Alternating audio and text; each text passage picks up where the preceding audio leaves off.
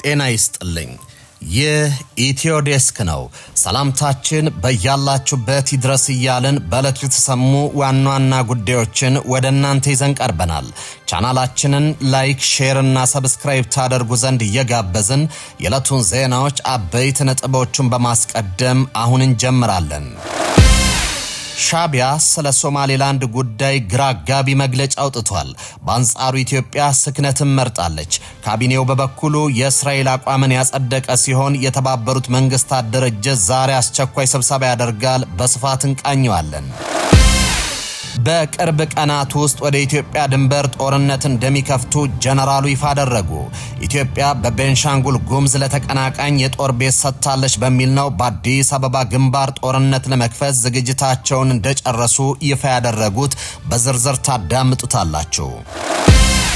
ሁለት የህወሓት አርሚ አዛዦች ስብሰባ ረግጠው ወጡ። አዛዦቹ በጀነራል ታደሰ ወረደ የተመራ የነበረውን ስብሰባ ረግጠው መውጣታቸው ታውቋል። ምንነግራችሁ ጉዳይ ነው። ግብጽና ጅቡቲ ይፋይ የወደብ ስምምነት ተፈራረሙ። ሁለቱ ሀገራት ኢትዮጵያ የምትጠቀምበት ወደብ ላይ ስምምነት ማድረጋቸው ቀጠናዊ ትኩሳቱን አባብሶታል። የተወደዳችሁ የቻናላችን ቤተሰቦች እነዚህንና ሌሎች መረጃዎችን አጠናቅረናል። አሁን በዝርዝር ወደምንመለከታቸው መረጃዎች እናመራለን። አፓርትመንት በኮንዶሚኒየም ዋጋ እንኳን አደረሳችሁ። ከወዳጅነትና ከአራዳ ፓርክ ፊት ለፊት ባለ 1 መኝታ በ3.6 ሚሊዮን ጠቅላላ ዋጋ፣ ባለ 2 መኝታ በ5.8 ሚሊዮን ጠቅላላ ዋጋ፣ ባለ 3 መኝታ በ8.4 ሚሊዮን ጠቅላላ ዋጋ ቤቶችን እየሸጠን ነው። ልብ ይበሉ፣ ይህ ዋጋ 100% ለሚከፍሉ ደንበኞች 30% ቅናሽ ላደረግንባቸው ቤቶች ሲሆን 10% ከፍለው ቀሪውን የግንባታ ሂደት እያዩ መክፈል ለምትፈልጉ ደንበኞቻችን ባለ 2 መኝታ ከ840 ሺህ ብር ቅድመ ክፍያ ጀምሮ እንዲሁም ባለ 3 መኝታ ከ1.2 ሚሊዮን ቅድመ ክፍያ ጀምሮ ይዘንላችሁ መጥተናል። 60/40 የባንክ ብድር ያመቻቸን ሲሆን የዕድል የሚቆየው ለጥቂት ቤቶች ብቻ ስለሆነ ከታች ባስቀመጥነው የድርጅቱ ስልክ ፈጥነው ይደውሉ። ሜሪት ፕሮፐርቲስ። ሁለት የህወሓት አርሚ አዛዦች ስብሰባ ረግጠው ወጡ። አዛዦቹ በጀነራል ታደሰ ወረደ የተመራ የነበረውን ስብሰባ ረግጠው መውጣታቸው ታውቋል።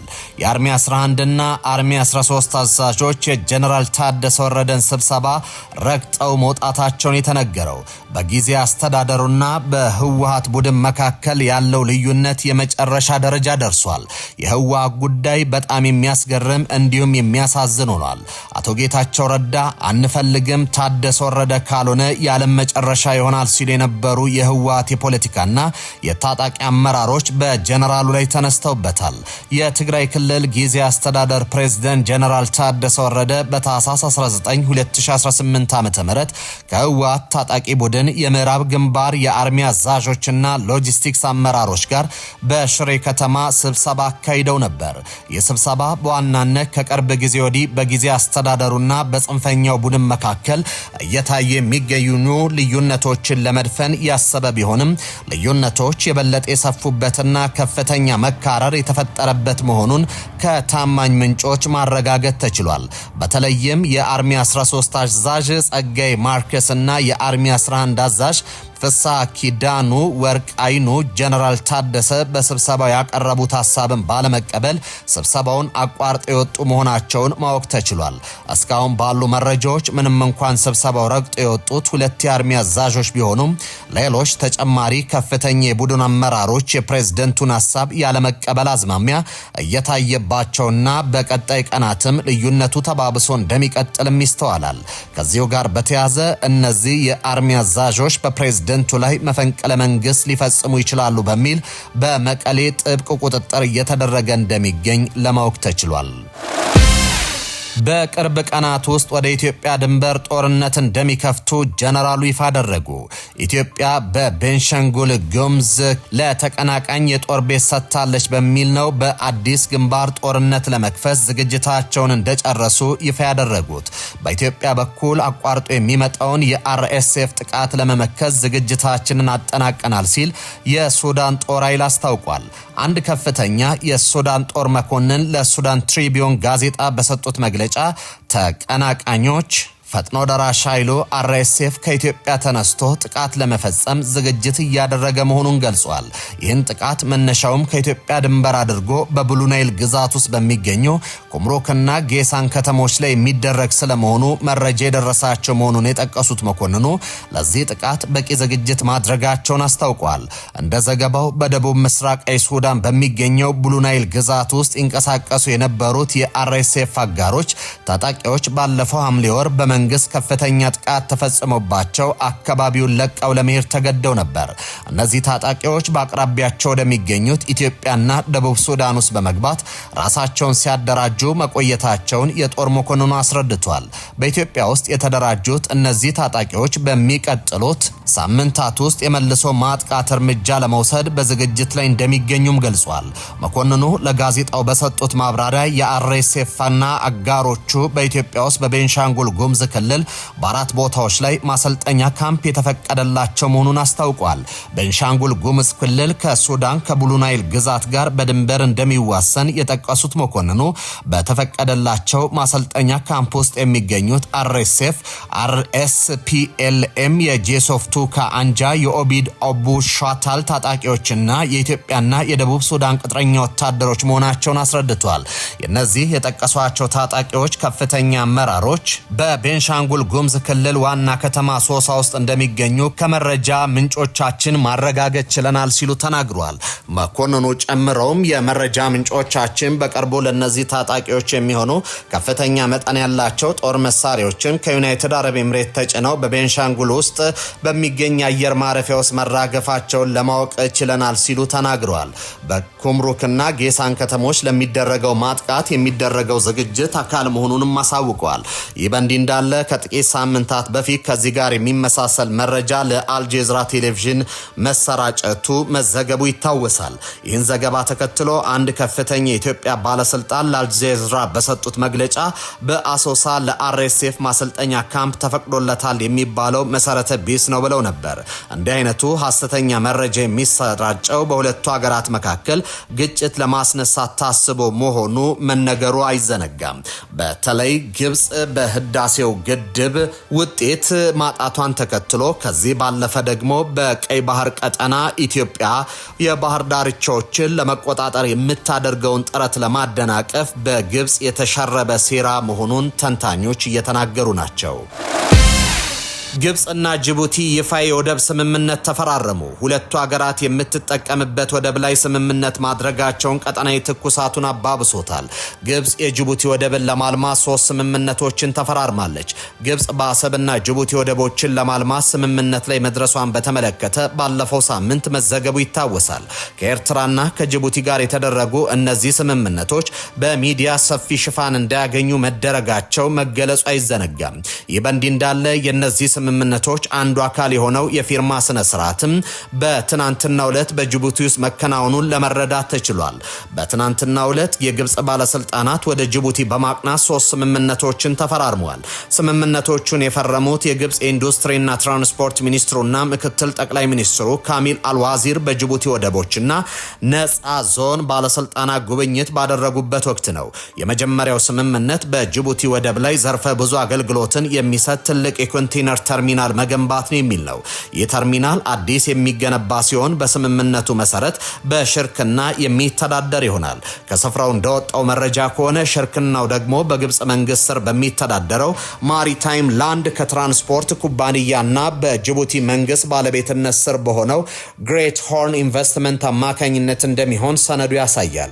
ፕሮጀክቱ ሁለቱ ሀገራትና በዓለም አቀፍ ደረጃ ያለው ንግድ ልውውጥ የማሳደግ ዓላማ እንዳለውም ሰፍሮበታል። ሁለተኛው ስምምነት ደግሞ የረጅም ጊዜ የመሬት ሊዝ ውል ነው። በዚህ ውል መሰረት ኤልስዊዲ ኤሌክትሪክ የተሰኘ የግብጽ ከፊል መንግስታዊ ኩባንያ በጅቡቲ በሚገኘው ኤልስዊዲ ሎጂስቲክስ በተሰኘ እህት ድርጅቱ አማካኝነት በጅቡቲ ወደብ መጠነ ሰፊ መሬት እንዲከራይ ተደርጓል። በስምምነቱ ላይ የተገለጸው ይህ ውል ያስፈለገው የንግድ ልውውጥን ለማስፋትና የግብጽ ኩባንያዎች በቀጠናው ገበያ ውስጥ ተደራሽነት እንዲኖራቸው ለማስቻል ነው የሚል ነው። ሶስተኛው ስምምነት በጅቡቲ ዶራሌ የኮንቴነር ተርሚናል 100 ሜጋዋት የሚያመነጭ አረንጓዴ ፀሐያማ ኃይል መትከል ላይ ያተኩራል።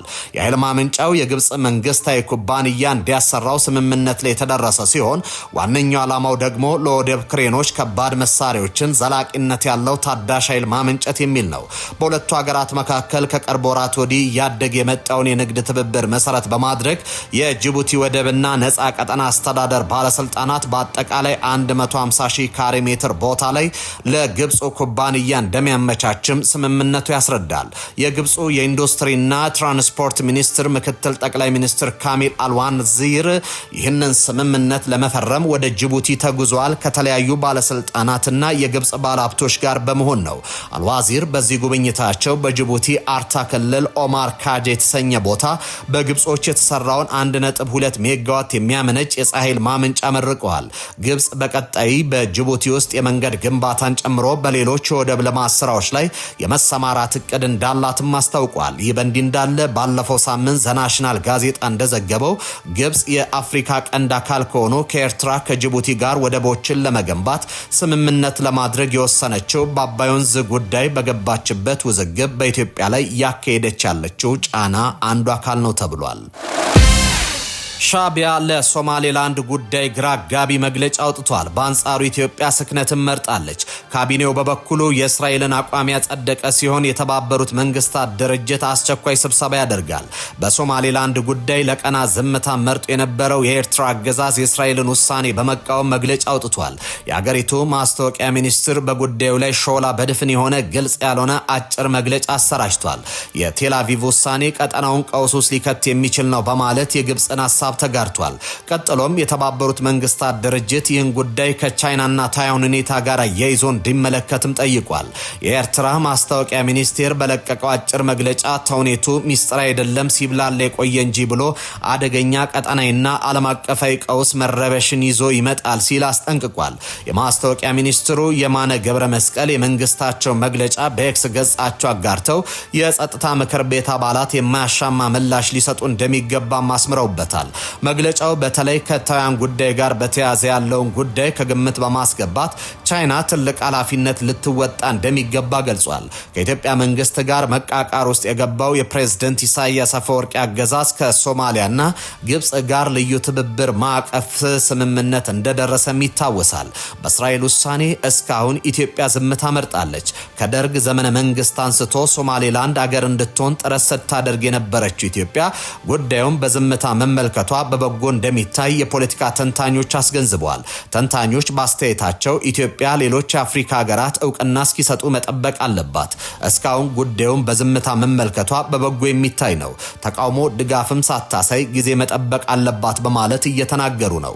ይህ በእንዲህ እንዳለ የተባበሩት መንግስታት የጸጥታው ምክር ቤት በሚመጣው ሰኞ እስራኤል ለሶማሌላንድ የሰጠችውን እውቅና በተመለከተ አስቸኳይ ስብሰባ ሊያደርግ መሆኑም ተሰምቷል። ይህን የገለጹት የተባበሩት መንግስታት የእስራኤል አምባሳደር የሆኑ ዳኒ ዳኖን እስራኤል ከፖለቲካዊ ውይይቶች አታፈገፍግም ብለዋል። በኤክስ ገጻቸው ሐሳባቸውን ያሰፈሩት አምባሳደሩ ሀገራቸው ከአጋር ሀገራት ጋር ትብብርን ለማጠናከርና ቀጠናዊ መረጋጋትን ለማምጣት በሚል ኃላፊነት በተሞላበትና ግልጽ በሆነ ሁኔታ እንደምትንቀሳቀስም አሳውቋል። ባለፈው አርብ እስራኤል ለሶማሌላንድ እውቅና መስጠቷን ተከትሎ በርካታ የአረብ ሀገራት ተቃውሟቸውን አሰምተዋል።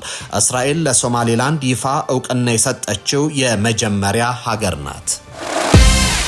ቻይና ተገንጣይ ኃይሎችን ለማስጠንቀቅና የደሴቲቷን ቁልፍ አካባቢዎች መቆጣጠር የሚያስችል ወታደራዊ ልምምድ በሰርጡ አቅራቢያ ልታደርግ ነው። የአገሪቱ ጦር ኃይል እና ሌሎች ኃይሎች የእሳት ልምምድን ጨምሮ ለወታደራዊ ልምምድ መሰማራታቸውን ቤጂንግ አስታውቃለች። የፍትህ ተልዕኮ 2025 የሚል ቅጽል ስም የተሰጠው ልምምዱ አሜሪካ ትልቅ የተባለውን የወታደራዊ ማዕቀፍ በ11 ቢሊዮን ዶላር ለታይዋን መሸጧን ባሳወቀችበት በቀናት ውስጥ የሚካሄድ ነው። የመሳሪያ ሽያጩ ከቤጂንግ ብርቱ ተቃውሞ የገጠመው ሲሆን በአጸፋው ቻይና በአሜሪካን የመከላከያ ኩባንያ ላይ ማዕቀብ ጥላለች።